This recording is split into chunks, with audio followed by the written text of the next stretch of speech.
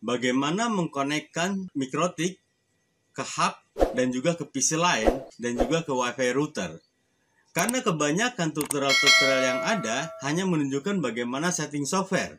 Oke guys, saya akan memberikan informasi mengenai cara tutorial. Oke, yang pertama, default kabel dari modem itu pasti masuk ke dalam port 1. Ya, di sini ada tulisannya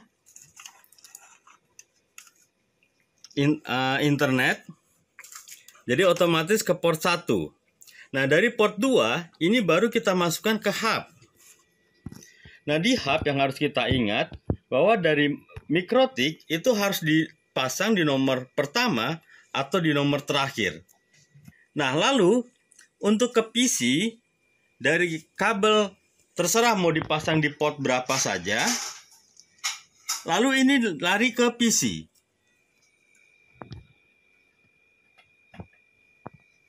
Untuk PC atau yang lainnya ini akan dicolok ke kabel atau port yang di sini. Lalu pertanyaan yang berikutnya adalah bagaimana dengan WiFi router? Nah, untuk WiFi router itu bisa Anda pasang di port 3 atau port yang lain. Nanti kita beri nama setiap portnya. Lalu di sini juga seperti biasa default pasti ada yang colokan port khusus untuk modem atau dari router. Jadi sebenarnya di WiFi ini itu bebas. Kalau misalnya kita colokin di port 3, berarti dia akan kita beri IP tersendiri. Pertanyaannya adalah apakah bisa langsung di hub? Bisa saja. Jadi kalau misalnya kita colokin di hub, berarti dia akan mendapatkan IP sama dengan IP komputer. Oke guys, seperti itu cara pemasangannya. Misalnya gini, kalau misalnya saya sedang mengerjakan WiFi di lantai 3, sementara mikrotik dan hub dan modemnya ada di lantai 1. Nah, daripada saya narik kabel jauh ke bawah, lebih baik saya cari port yang terdekat, sehingga IP-nya nanti akan mendapatkan dari hub ini yang sama dengan IP komputer, hanya belakangnya dibedakan. Tapi kalau kita colok di port mikrotik, kita akan bisa memberikan IP tersendiri. Nah, di sini kita pastikan port yang dicolok lampunya nyala. Seandainya Anda colok lampunya tidak nyala, mungkin bisa kabelnya, bisa kerimpingannya, atau bisa port yang rusak. Begitu juga dengan lampu di hub ini. Ketika kita colok, dia lampunya akan nyala. Ini menjadi indikator apakah dia terkoneksi atau tidak. Oke guys, kita lihat sekarang di softwarenya. Kita coba lihat di Winbox. Ya, kita connect pakai IP. Komputer ini sudah disetting, mikrotiknya juga sudah disetting. Ya, yang pertama kita lihat di interface. Di sini Ether 1 modem, Ether 2 LAN card, Ether 3 WiFi. Jadi kalau ada kode R ini berarti dia aktif. Nah, tinggal tergantung kebiasaan Agan untuk menaruhnya di port mana gitu. Kalau saya biasa urutan. Oke, jadi kita bisa lihat di sini cara settingnya. Nanti di sini ada tutorial saya yang cara set 6 langkah dan 7 langkah cara setting mikrotik. Bisa dilanjutkan dengan ikuti tutorial tersebut.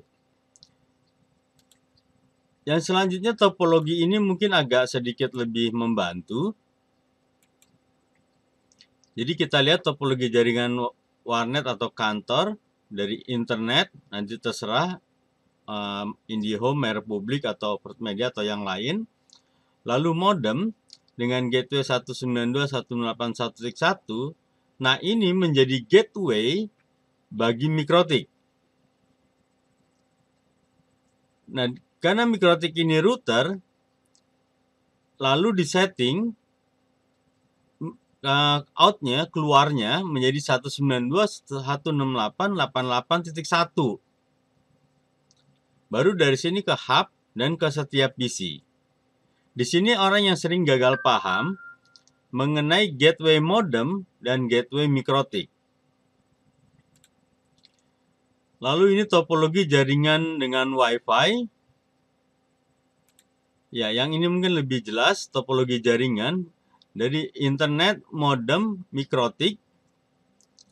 Nah, dari mikrotik ini ke hub, baru ke PC.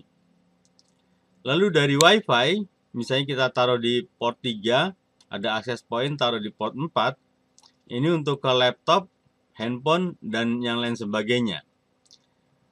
Jadi dalam contoh kasus ini, modemnya 192.168.1.1, mikrotiknya 192.168.10.1, ini menjadi gateway. Ya, jadi ketika pemberian nama IP di port 1 modem, itu jangan sama dengan modem, karena nanti pasti konflik. Lalu IP LAN-nya 192.168.10.1/24. Kalau di port 3 kita kasih 15.1, ini menjadi gateway bagi Wi-Fi. Dan karena Wi-Fi itu fungsinya router juga, sama seperti mikrotik, hanya beda penggunaannya. Lalu dia berubah menjadi 192.168.20.1. Nah, ini menjadi gateway bagi modem, handphone, semua yang terkoneksi ke Wi-Fi tersebut.